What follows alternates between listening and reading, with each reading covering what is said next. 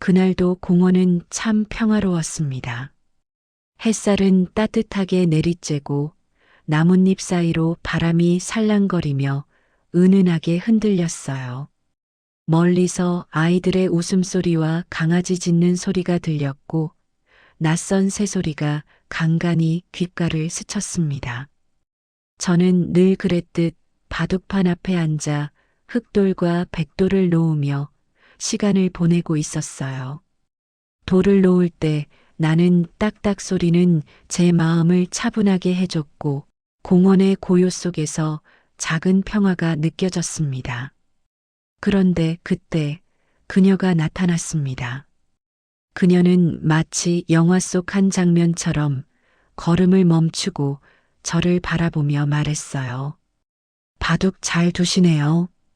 그 목소리는 부드러웠지만 동시에 제 마음을 꿰뚫는 듯한 날카로움이 있었어요. 저는 고개를 들어 그녀를 바라봤습니다.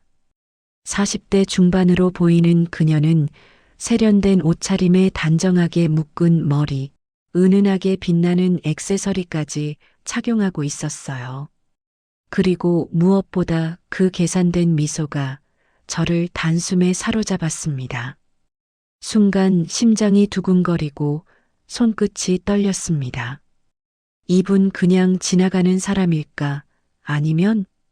하지만 이미 호기심과 설렘이 마음을 꽉 채우고 있었어요. 그녀는 공원 벤치에 앉더니 자연스럽게 말을 이어갔습니다. 오늘 날씨 참 좋네요. 이렇게 좋은 날 바둑 두시는 분은 흔치 않죠. 그 한마디에 저는 마음이 흔들렸습니다. 그녀의 눈빛은 단순한 관심이 아닌 저를 들여다보고 있는 것 같은 느낌이었어요. 살짝 풍기는 향기, 은은한 메이크업에서 나는 냄새까지 모든 것이 제 정신을 서서히 잠식했어요. 그날 이후 그녀는 매일 공원에 나타났습니다. 처음에는 우연처럼 느껴졌지만 점점 패턴이 생기고 그녀는 일부러 제 앞에 나타났다는 것이 느껴졌습니다. 저는 점점 그녀에게 마음을 열었고 그녀는 마치 기다렸다는 듯 제 일상 속으로 스며들었어요. 그녀의 말 한마디, 웃음, 작은 손짓 하나까지 계산된 행동이었습니다. 저는 그걸 깨닫지 못한 채 점점 그녀에게 의존하게 되었어요. 공원에서 그녀와 바둑을 두는 동안 저는 자꾸만 혼자라는 외로움과 설렘이 뒤섞인 감정을 느꼈습니다. 오늘은 왜 이렇게 다가오는 걸까? 불안감이 머리 한쪽에서 스멀스멀 올라왔지만 동시에 묘한 끌림이 마음을 지배했어요. 그녀는 제 이야기를 경청하고 제가 좋아하는 음식, 취향, 습관까지 하나씩 기억하며 저를 끌어들였습니다. 그날 이후 그녀와의 대화는 공원 바둑판에서 끝나지 않았습니다. 차를 마시러, 간단한 점심을 먹으러, 때로는 저녁 식사까지 이어졌죠. 저는 점점 그녀에게 마음을 열고 그녀에게 제 삶을 조금씩 보여주기 시작했습니다. 그녀는 항상 미소를 지으며 저를 안심시키고 때론 걱정스러운 표정으로 저를 감쌌어요. 하지만 이 모든 것은 제가 나중에 깨닫게 될 그녀의 치밀한 계획의 일부였다는 걸 당시에는 전혀 알지 못했습니다. 매일매일 그녀와의 만남이 제 삶의 중심이 되었고 저는 점점 그녀의 행동 하나하나에 마음이 흔들렸습니다. 불안감과 설렘이 동시에 치고 올라왔지만 그 감정마저도 그녀가 계획한 대로 마음을 조종당하고 있다는 사실을 저는 몰랐어요. 이 사람, 뭔가 다른 사람이구나. 그런 직감이 가끔 들 때도 있었지만 저는 외로움과 관심에 대한 갈망 때문에 그 직감을 무시했습니다. 그렇게 평화롭던 제 일상은 서서히 흔들리기 시작했어요. 그녀가 나타나고 사라지고 다시 나타나는 반복 속에서 저는 어느새 그녀에게 완전히 마음을 열고 있었습니다. 그리고 그 마음을 이용해 그녀는 제 삶 속으로 서서히 침투하기 시작했습니다. 그녀와의 만남이 공원에서만 끝나지 않았어요. 처음에는 단순히 바둑을 두는 상대 정도라고 생각했지만 어느 순간부터 그녀는 제 일상 곳곳에 스며들기 시작했습니다. 점심에 만나 이야기를 나누고 차를 마시며 서로의 취향을 공유하고 저녁에는 작은 레스토랑에서 은은한 조명 아래 마주 앉아 있었죠. 그럴 때마다 제 심장은 통째로 그녀에게 빼앗기는 느낌이었습니다. 그녀가 웃을 때마다 가슴 한쪽이 조여왔고 걷는 걸음을 따라가며 혹시 오늘은 나를 시험하려는 걸까? 하는 불안이 스멀스멀 올라왔어요. 하지만 그 불안은 곧 설렘으로 변했습니다. 이 사람이 내 마음을 이렇게 흔들다니. 혼자 있는 외로움과 그녀가 주는 관심 사이에서 제 마음은 점점 무너져 갔습니다. 그녀는 마치 제 심리를 정확히 꿰뚫고 있는 것처럼 행동했습니다. 제가 조금이라도 망설이면 괜찮아요. 제가 이해해요라며 안심시키고 제가 관심 있는 이야기를 꺼내면 그녀는 한껏 귀 기울였어요. 그녀의 미소와 말투는 단순히 친절한 것이 아니라 제 마음을 조종하는 치밀한 전략이었죠. 그리고 조금씩 그녀의 요구가 커지기 시작했습니다. 처음에는 커피값이나 작은 선물이었지만 점점 재산, 계좌, 귀중품까지 포함되었습니다. 처음에는 괜찮아요. 작은 도움만 드릴게요라는 식으로 시작했지만 그 작은 도움이 쌓이고 쌓여 제 삶을 뒤흔들 정도가 되었죠. 그녀는 절대 무리하게 요구하지 않고 항상 사랑과 배려라는 가면을 쓰고 접근했습니다. 저는 불안과 의심이 스멀스멀 올라왔지만 마음 한편에서는 나를 이해해주는 사람이라는 기대감이 커서 경계심을 내려놓았어요. 그녀와의 식사 자리에서 제가 잠시 돈 이야기를 꺼내자 그녀는 고개를 끄덕이며 부드럽게 말했어요. 필요하면 제가 도와드릴 수도 있죠. 요즘은 혼자 사시면 불편할 테니까요.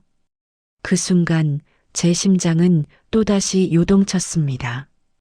그녀가 단순한 친절을 넘어 제 재산과 삶을 노리고 있다는 생각이 들면서도 제가 이미 마음을 빼앗긴 상태였기에 의심을 제대로 하질 못했어요.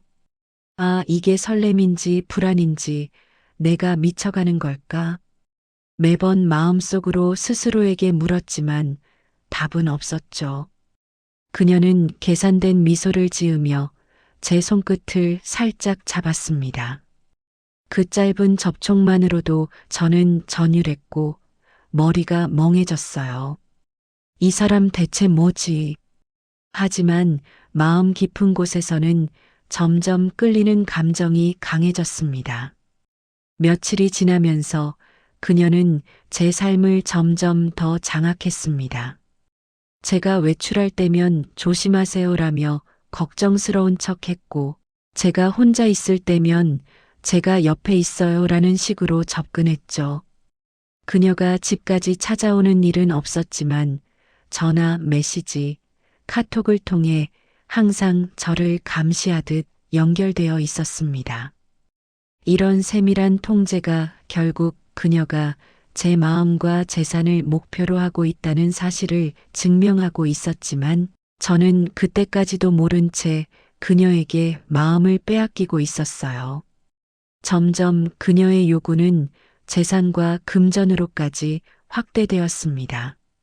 처음에는 소액으로 시작했지만 그녀는 한 번씩 제 신용카드, 계좌, 심지어는 귀중품을 요청하면서도 항상 사랑과 배려라는 가면을 쓰고 접근했어요. 제 마음속 불안과 혼란, 억울함이 폭발 직전이었지만 이미 늪에 빠져버린 상태였습니다. 그때서야 조금씩 직감이 올라왔어요. 이 사람 단순한 연인이 아니라 나를 계획적으로 조종하고 있어. 하지만 외로움과 설렘이 너무 강해 그 직감을 무시하고 마음을 계속 열었습니다. 그녀는 저의 심리를 완벽히 이용하고 있었고 저는 스스로가 그녀의 소나기에 들어간 것을 깨닫지 못했죠. 그리고 그날 밤 그녀가 제게 마지막으로 남긴 메시지가 왔습니다. 조금만 더 신경 쓰시면 모든 게 편해질 거예요. 저를 믿으세요. 그 메시지를 보면서 저는 마음 한켠에서 알 수 없는 불안과 함께 묘한 안도감을 동시에 느꼈습니다. 그녀는 이미 제 마음과 삶의 균형을 완벽히 장악한 상태였고 저는 점점 무너져가고 있었죠. 이것이 바로 이막 은밀한 접근과 심리적 계략의 시작이었어요. 제 삶 속으로 서서히 침투하며 불안과 설렘, 억울함과 혼란이 교차하는 순간이었죠. 다음 막에서는 그녀가 본색을 드러내며 제 삶을 송두리째 흔들게 됩니다. 그녀가 본색을 드러낸 것은 그날 오후였습니다.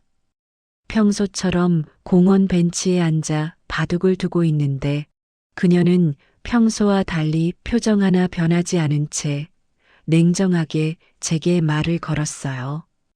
이제 우리 관계를 정리해야겠네요.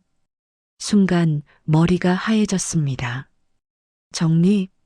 무슨 말이지? 말이 잘 이해되지 않았고 마음속에서 알 수 없는 불안감이 폭발했습니다. 그러면서 동시에 직감이 왔어요. 이 모든 게 연기였구나.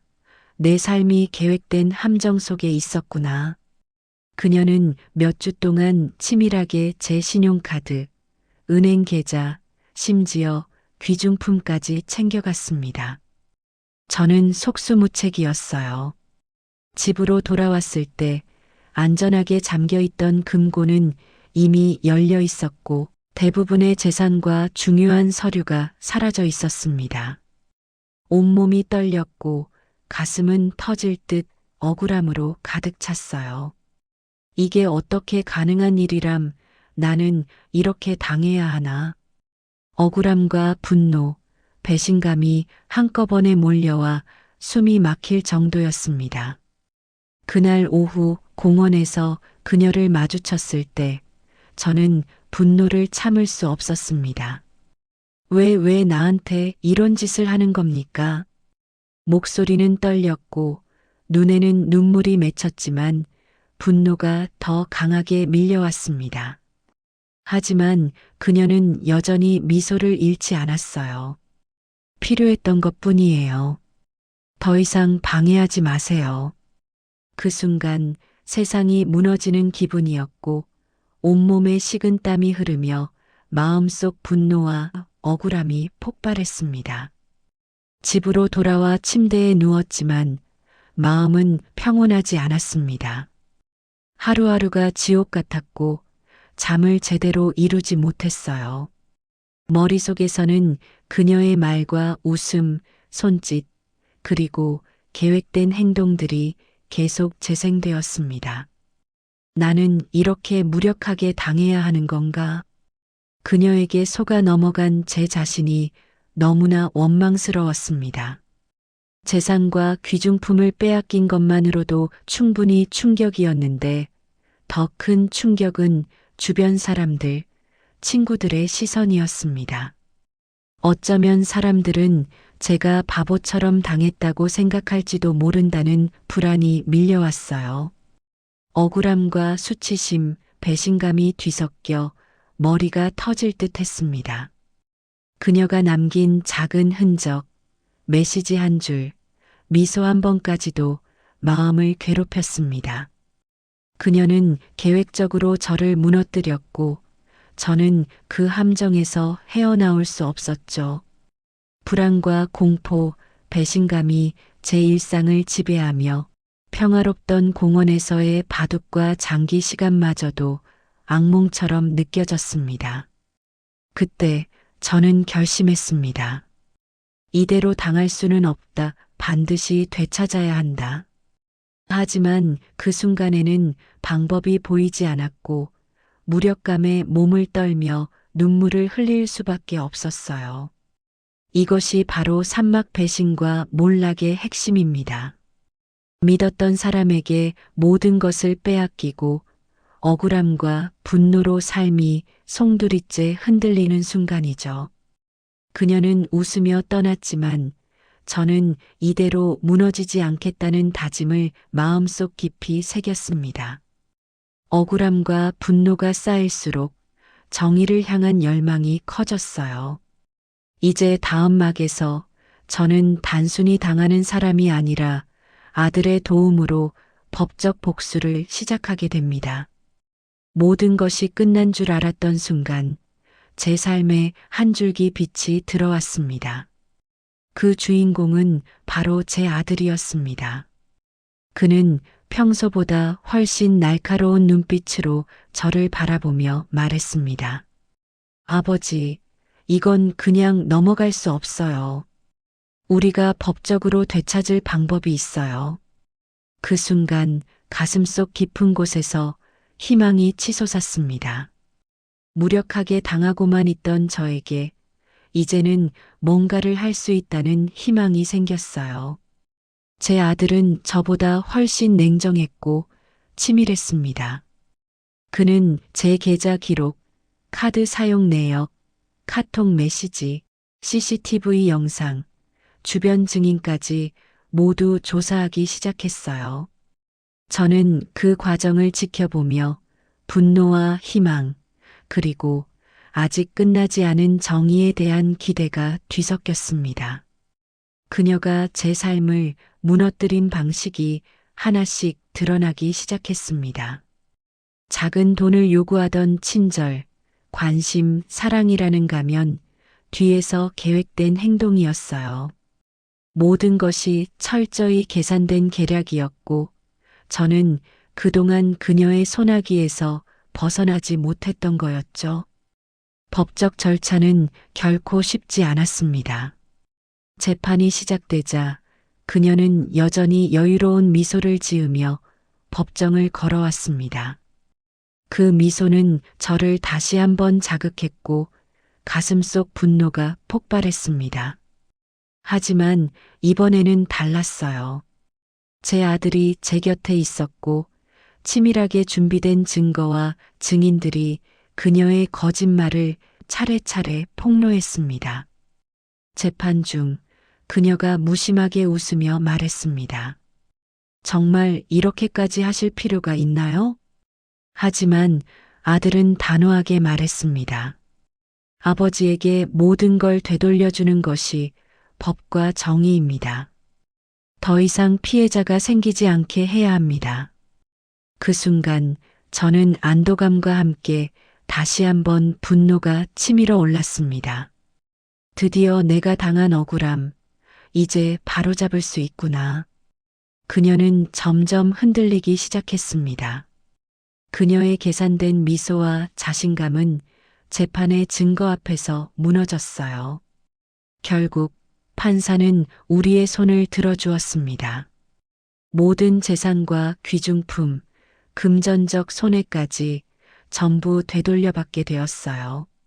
그 순간 저는 믿을 수 없는 기쁨과 동시에 그동안 쌓였던 분노와 억울함이 폭발했습니다. 눈물이 흘렀고 몸이 떨렸지만 마음속 깊은 곳에서는 정의가 바로 섰다는 확신이 있었습니다. 아들은 제 손을 잡고 말했습니다. 아버지, 이제 걱정하지 않으셔도 됩니다. 다 되찾았어요.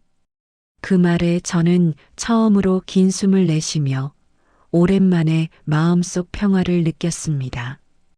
억울함과 분노, 불안과 수치심을 모두 이겨내고 정의를 실현한 순간이었어요.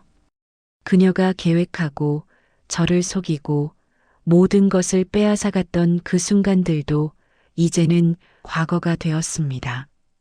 재판이 끝난 후 저는 다시 공원으로 나갔습니다. 바둑판 앞에 앉아 돌을 놓으며 평화롭던 일상 속에서 조금씩 마음을 회복했어요. 그녀가 남긴 상처는 쉽게 아물지 않았지만 이제 저는 당당하게 살아갈 수 있었습니다.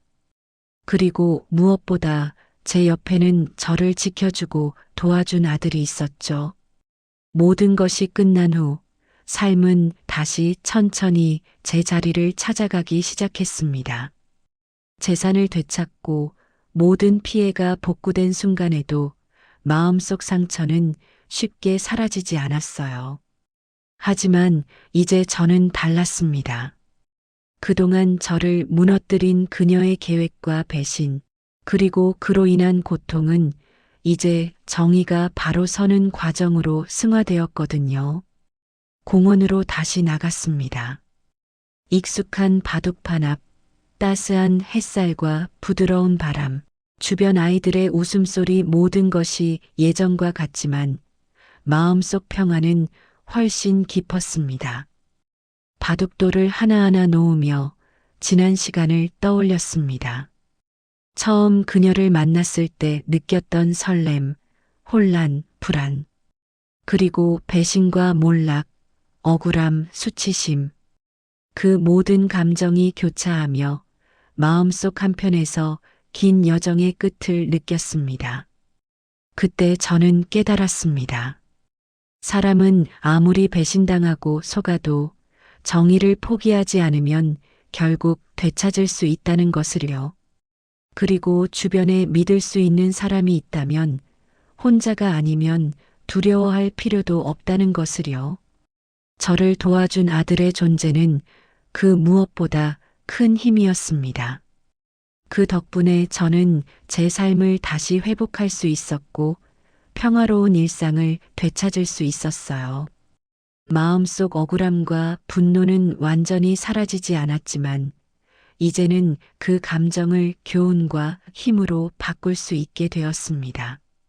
그녀가 저를 속이고 모든 것을 빼앗아갔던 그 순간도 이제는 제가 더 강해지게 만든 사건이 되었죠. 정의가 실현되고 권선징악이 이루어진 순간이었습니다. 공원에서 바둑돌을 놓으며 저는 속으로 다짐했습니다. 앞으로는 다시 이런 함정에 빠지지 않겠다. 누구에게나 조심하되 정의는 반드시 실현될 것이라고 믿겠다. 이제 저는 웃을 수 있습니다. 억울함에 떨던 날들, 속수무책으로 당하던 순간들도 모두 지나갔습니다. 그리고 저는 다시 한번 평화롭고 안정된 삶 속에서 자신 있게 살아갈 수 있음을 느꼈습니다. 여러분, 오늘 이야기는 여기서 마무리됩니다. 정의가 결국 실현되는 순간까지 저는 모든 감정을 그대로 경험했고 여러분께 그 이야기를 생생하게 전해드렸어요. 혹시 오늘 이야기가 흥미로우셨다면 구독과 좋아요 꼭 눌러주세요. 그리고 알림 설정까지 해주시면 앞으로도 제가 전해드릴 다양한 막장 스토리와 권선징악, 드라마를 놓치지 않고 보실 수 있습니다. 여러분의 관심과 응원이 저에게 큰 힘이 됩니다. 오늘도 시청해 주셔서 진심으로 감사드리며 다음 영상에서 또 생생한 이야기로 찾아뵙겠습니다. 감사합니다.